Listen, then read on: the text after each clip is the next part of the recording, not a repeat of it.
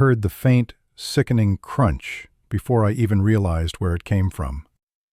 My 5-year-old grandson, Leo, didn't scream. He just stared at me, his eyes full of silent, absolute terror. When he whispered, "Grandpa, please look under the table," I leaned down. The sharp, 4-inch stiletto heel of my future daughter-in-law, Tiffany, was digging into the soft flesh of Leo's hand, grinding down with intentional, sadistic force. Above the table, she was pure radiance, smiling for the guests. Below it, she was a monster. But I did not react. Not a muscle twitched. I am Hank, 62, a widower and a retired contractor. I've learned that quiet vengeance is far more effective. To understand the depth of her upcoming fall, you need to know about the $50,000 check in my pocket and the trap I was about to spring. If you enjoy stories where the villains face instant public karma, hit that subscribe button and turn on notifications now. You will not want to miss the grand finale of this wedding. Leo is the light of my life, a joy Mark and I share after Mark's wife passed. Mark, my son, is a soft-hearted man, easily blinded by beauty. Tiffany was certainly beautiful. She played the perfect stepmother-to-be, lavishing Leo with attention when Mark was watching. I was happy to fund their lavish wedding, which cost me nearly $80,000, planning to add a huge $50,000 down payment check as a surprise gift. But my gut instinct, honed by decades in business, screamed something was wrong. Leo became quiet around her, withdrawn. I convinced myself it was just jealousy. Then came the red flags. 2 weeks ago, Leo accidentally spilled water. Mark was in the kitchen. Tiffany didn't raise her voice, but I saw her grip Leo's shoulder, her face contorted with cold fury as she whispered something in his ear. When Mark returned, her face snapped instantly back into sugary concern. That practiced switch horrified me. I tried to warn Mark. "Son, Leo seems terrified of her." Mark dismissed me, calling me overprotective. "Dad, she's just strict about manners." I wanted to believe him. I kept signing the checks, hoping I was wrong. But now, at the rehearsal dinner, the night before the wedding, I finally had my proof. Not just a feeling. I had a photograph of a woman crushing a child's hand, and I knew exactly how I was going to use this quiet moment to shatter her life in the most public way possible. The rehearsal dinner was a dazzling, expensive facade. Tiffany insisted Leo sit between us at the presidential table, I now realize, for proximity to punish. When I saw the sickening sight, my gut twisted with pure rage. I wanted violence. But my military discipline won. The angriest action is the least effective. This wasn't about chaos. It was about calculated destruction. Leo's face was white with silent agony. The guests were blind to the horror beneath the white cloth. Tiffany was a vision of innocence above, her 4-inch stiletto heel grinding into my grandson's soft hand below.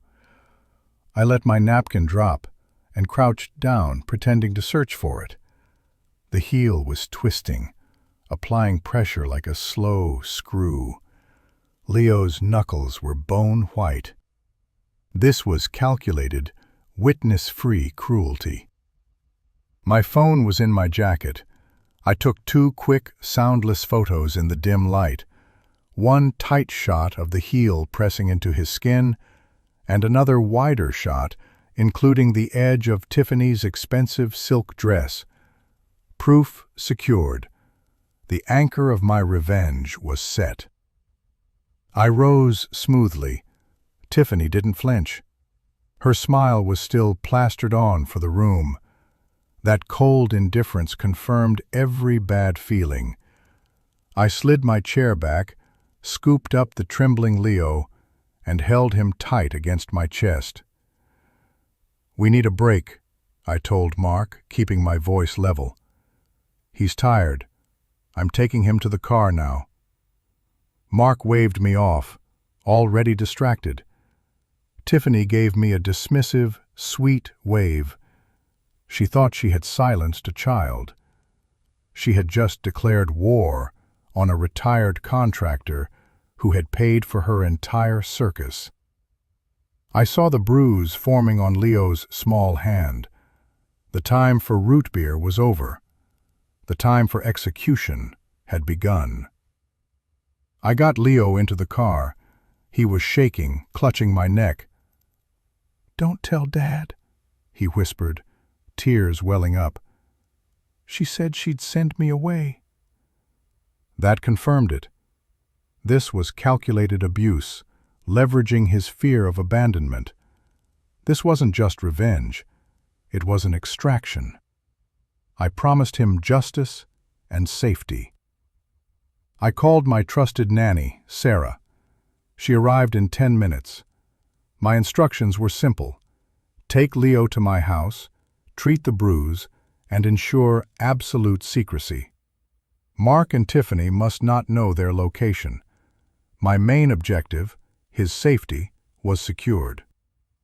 Calm and focused, I walked back into the lavish, unaware chaos of the venue. The music was louder, the wine flowing. Tiffany was laughing, radiating false joy, confident her secret was buried beneath her designer dress. That overconfidence was her terminal flaw.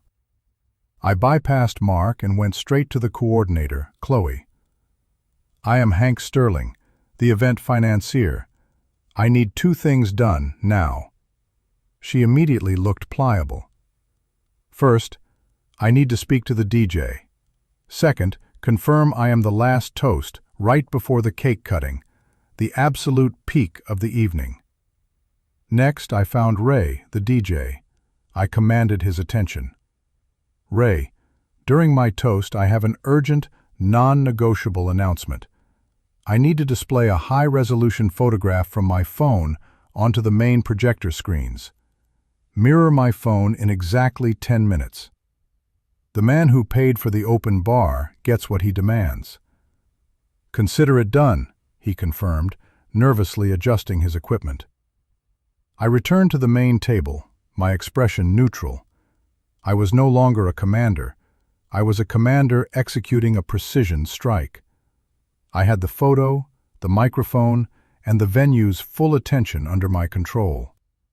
I checked my watch. 9 minutes until my toast. Tiffany was sipping champagne, anticipating her final celebratory triumph. She had no idea the curtain was about to rise on her public execution. The minutes crawled by. I watched Tiffany. She was currently preening, adjusting her diamond, focused only on the wealth she believed she had secured. I offered her a warm, grandfatherly smile whenever she looked my way. I needed her to believe I was harmless, an easily manipulated ATM, to maximize the shock of the inevitable crash. Chloe, the coordinator, announced the final toast. "Let's welcome the father of the groom, Hank Sterling." Tiffany beamed at me, a wolf anticipating dinner. I stood up, slowly, deliberately. 200 eyes were on me. The projector screens showed white roses. Ray, the DJ, gave me a subtle nod. The system was ready. I took the microphone. It felt cold and heavy, a weapon. I started exactly as expected, my voice low and calm. "Good evening, everyone. Tiffany, you truly are radiant tonight." She preened, basking in the praise. "I've been watching these two build a life, and I've never seen my son Mark happier. As the old man who still signs the big checks, I wanted to ensure their future was financially sound." I reached into my pocket and slowly pulled out the thick, white envelope. The room held its breath. Tiffany's eyes locked onto it. Greed radiated off her. Her angelic smile stretched taut across her face. "I was planning to give the happy couple a gift that would change their life," I stated, holding the envelope up high. "A gesture of my love. This envelope contains two things. First, the keys to my summer cottage up north, and second, a certified check for $50,000. Tiffany gasped, a sound of pure, unadulterated delight, and began to stand. I stopped her with a subtle, firm shake of my head. "But," I said, letting the single word hang in the air, allowing the silence to turn sour. The stage was set. The tension was at its maximum. Now, it was time for the pitch drop, the tone shift, the truth. "But," I said, letting the single word slice through the air. Tiffany's face snapped from anticipation to confusion. Mark still smiled, expecting a joke. I placed the check envelope on the podium. I leaned into the microphone, my voice now a cold, steel-edged growl. "Before Mark hands his life and his son over to this woman," I continued, locking eyes with Tiffany, "I need to ask her one very simple question. Tiffany, did you know that the photographers weren't the only ones taking pictures tonight?" Her mask shattered instantly. Her smile dissolved into pure, terrified realization. She choked on a sound, trying to deny it, but I gave her no chance. I nodded sharply to Ray, the DJ. "Ray, please display the emergency photograph on the screens now. Full resolution." The elegant white roses on the twin projector screens vanished. They were instantly replaced by a stark, horrifying image displayed 10 feet tall. A close-up of a tiny, purpling child's hand, with the razor-sharp point of a 4-inch silver stiletto heel grinding into the knuckles. Silence. Absolute, ringing silence. The photo was undeniable. People gasped, standing up to peer closer. Mark finally saw it, and the tentative smile of confusion was replaced by crushing horror. He recoiled from Tiffany, who was now utterly exposed, pale and sweating, her eyes darting desperately. I pointed at the image. My voice was calm and devastatingly clear. "This photograph was taken less than 20 minutes ago, right here, under this table, while this woman," I gestured sharply toward Tiffany, "was smiling up here, pretending to be a loving stepmother. Ask yourselves, what kind of human being crushes a 5-year-old child's hand with her heel?" The chaos began instantly. Tiffany's parents started shouting denials, but the damage was done.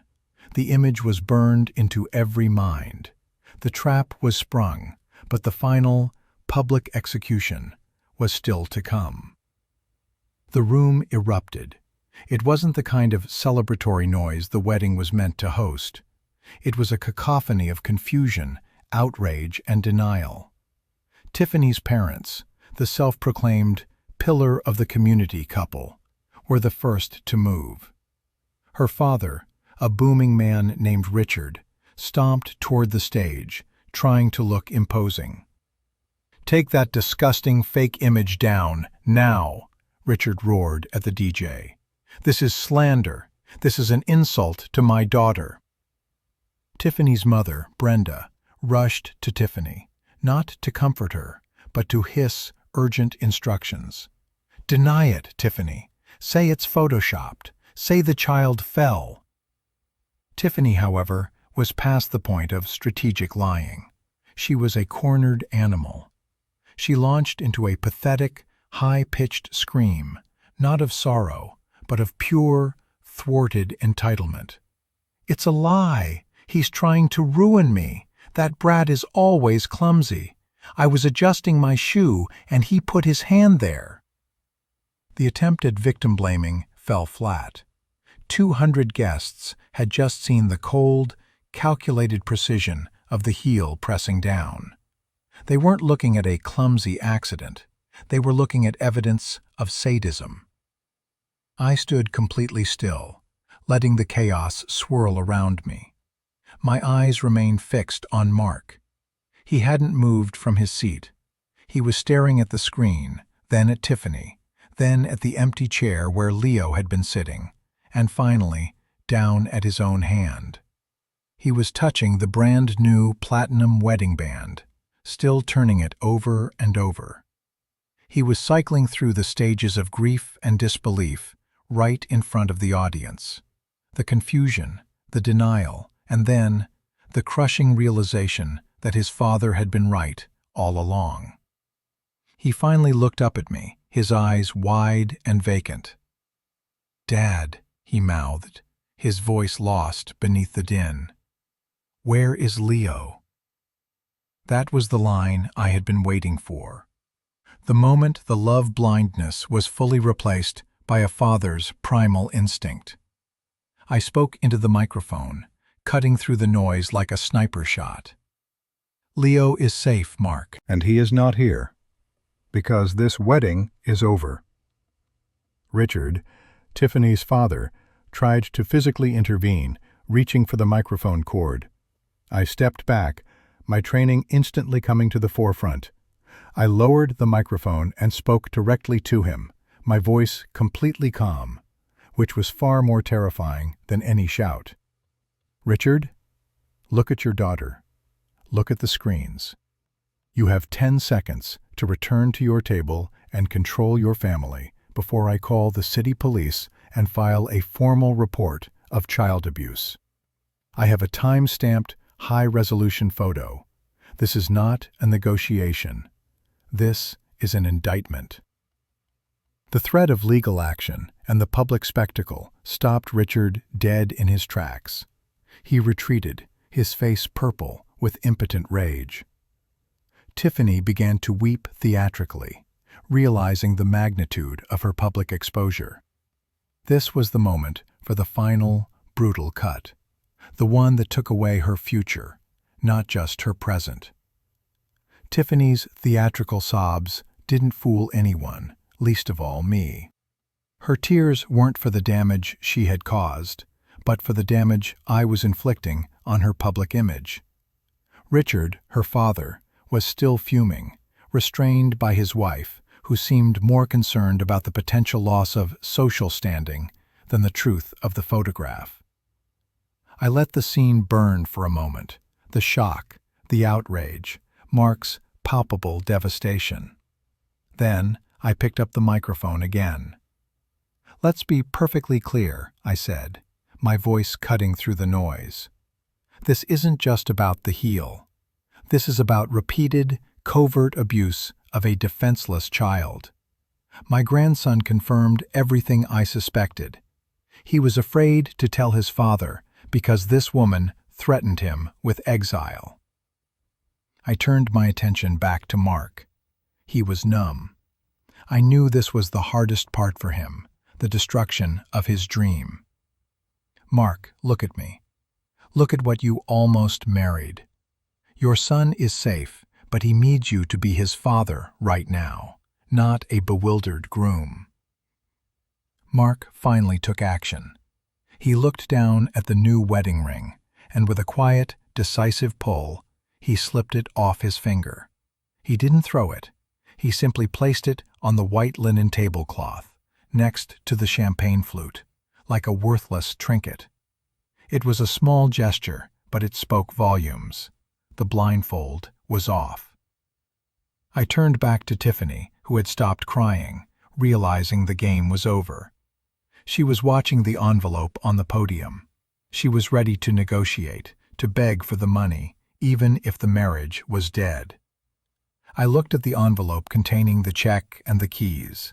I lifted it again, not holding it up like a gift, but like evidence. "This marriage is canceled," I announced to the room. "And along with the marriage, all financial commitments are hereby withdrawn. This check for $50,000? I tore it in half, slowly, the tearing sound shockingly loud in the vast room. I let the pieces flutter down onto the floor. Worthless. Tiffany shrieked. It wasn't a sob, it was a noise of pure, predatory loss. A sound of a lifetime of financial scheming collapsing in an instant. "And the keys to the summer cottage," I continued, placing the keys on the podium. "Those were for the new family that never formed. They are mine. The full cost of this entire pathetic circus, the venue, the flowers, the catering, the open bar that you are all currently enjoying, is covered. But the wedding is not proceeding. Tiffany, I have alerted the venue staff. You and your immediate family have 10 minutes to collect your personal belongings and vacate this property. If you are still here after that time, I will not only call the police to file that child abuse report, but I will also instruct my legal team to file suit against you for the emotional distress and physical harm caused to my minor grandson." The color drained from Tiffany's face. The legal and financial reality hit her harder than any physical slap. She had thought she was marrying a man. She found out she had provoked a legal and financial fortress.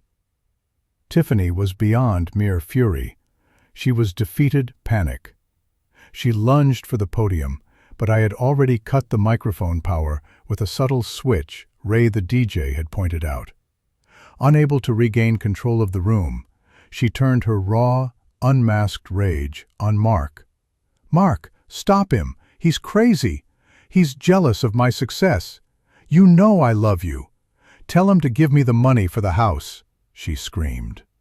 Her voice was harsh, stripped bare of the angelic sweetness, revealing the desperate, transactional nature of her true self. Mark looked at her. He didn't see the radiant bride anymore. He saw the cold liar revealed on the giant screen, and the worthless pieces of the $50,000 check scattered on the floor. The spell was broken forever. He didn't speak a single word to her. He didn't need to. He simply reached for his coat, hanging on the back of his chair. Richard, Tiffany's father, made one last desperate attempt at intimidation. He grabbed my arm, his face contorted. "You think you can ruin my daughter's reputation? I will sue you for defamation. This wedding cost a fortune." I looked down at his grip, then slowly back into his eyes. "Release my arm, Richard," I ordered, my voice dangerously soft. "I own this venue tonight. The full cost is paid. All you are owed is your dignity, which your daughter just incinerated. I have police on speed dial for the abuse report. Try me." My cold, unwavering stare was all the force needed. He dropped his hand instantly, realizing he had zero leverage and faced a real threat. The guests, now fully understanding the depth of the deception, were whispering, forming silent judgments. Some were already heading for the exits, wanting no part of the disaster. The beautiful, opulent fantasy had devolved into a cheap, exposed drama. "Mark," I said quietly. He nodded, finally looking steady and resolute. "Let's go see your son." Mark walked past Tiffany as if she doesn't were furniture. He walked to the exit, and I followed, taking one last, lingering look at the monster. She stood alone in the center of the massive, ruined ballroom, her perfect white dress stained by public failure, surrounded by the remnants of the wedding that had died before it was born. The silence of the night air when we stepped outside was a welcome, cleansing relief. We left the carnage behind us. The drive away from the opulent disaster was the quietest car ride I'd ever experienced. Mark was staring straight ahead, the silent intensity of his shock slowly morphing into something cold and hard. He wasn't soft-hearted anymore. He was a betrayed father. He hadn't asked a single question about the money or the mess we left behind. All that mattered was Leo. When we arrived at my house, Sarah met us at the door. Leo was sitting on the sofa, wrapped in his favorite blanket, watching an old cartoon. He had a small ice pack resting on his hand, and the fear was gone, replaced by a cautious relief. Mark rushed to him. This was the moment of reckoning. He didn't ask Leo what happened. He simply knelt, took the ice pack, and gently examined the bruise, a dark, unmistakable mark of violence on the tiny knuckles. Mark leaned his head against Leo's chest, holding him tight. "I am so sorry, buddy," he choked out. "Dad was blind. Dad was so stupid. I should have listened to Grandpa. I should have protected you." Leo, feeling his father's genuine remorse and love, finally let go. He started to cry, not tears of pain, but of release. This was the true climax. Not the photo on the screen, but this quiet, heartfelt reunion. The family unit, nearly destroyed by a predator, was repaired. While Mark was holding his son, I made the final, decisive move. I walked into my study and picked up the phone. I called my lawyer, a man named Henderson, who specializes in swift, quiet reputation management. "Henderson," I said, my voice purely business, "I need you to contact the chief of police immediately. I am filing a formal complaint of child abuse against Tiffany Reynolds, citing physical evidence and 200 witnesses. I also need you to issue a cease and desist order to the venue and every vendor involved in the wedding, instructing them not to release any photos, videos, or publicity materials related to the event, effective immediately." This was the final nail in the coffin. The legal action would ensure she faced consequences beyond social embarrassment, and the injunction against the vendors meant Tiffany wouldn't even get the social media validation she craved, preventing her from spinning the narrative. She wouldn't have a single, perfect, white dress photo to salvage her public image. Her shame would be absolute and permanent. Mark walked into the study, now calm. He looked older, wiser, and harder. "What's next, Dad?" he asked. "We protect Leo, Mark," I replied, "and we make sure she never comes near either of us." Again. Mark nodded, picking up Leo's favorite drawing from the desk. "I need to start seeing clearly, Dad. For him." The public spectacle was over, but the quiet, systematic revenge was complete. She lost the wealth, the husband, the reputation, and the ability to ever use Leo as leverage again. After the phone call to Henderson, a profound silence settled over my house that night, the kind of peace that follows a long, necessary battle. Mark and Leo stayed. We didn't talk about Tiffany or the money. We talked about Leo's favorite cartoon and building a better treehouse. The next day, the news was confirmed. Tiffany tried to retract her story, but the photo, the 200 witnesses, and Henderson's swift legal action had already done the damage. Her abuse report was formally filed. The injunction on wedding media was ironclad. She lost the marriage, the wealth, the reputation, and any future access to my family. She became a pariah overnight, exactly where she belongs. Mark is finally seeing clearly. He threw away every single item Tiffany ever gifted him or Leo. He is focusing entirely on being the strong, protective father his son needs. Leo is healing, not just physically, but emotionally. He knows he's safe now. It cost me a fortune to pay for a ruined wedding, and even more for the legal cleanup. But seeing the fear gone from my grandson's eyes, that was the only check that mattered. Now I turn it over to you. Was my cold, calculated public destruction of Tiffany the right path? Did I go too far? Or was it the only way to save my grandson? What would you have done if you found a sharp heel grinding into your child's hand? Let me know your thoughts in the comments below. If you want more stories of sweet revenge and shocking reveals, hit that subscribe button right now. Give this video a massive thumbs up, and let me know which part of Tiffany's downfall was your favorite. The end. Thank you for listening.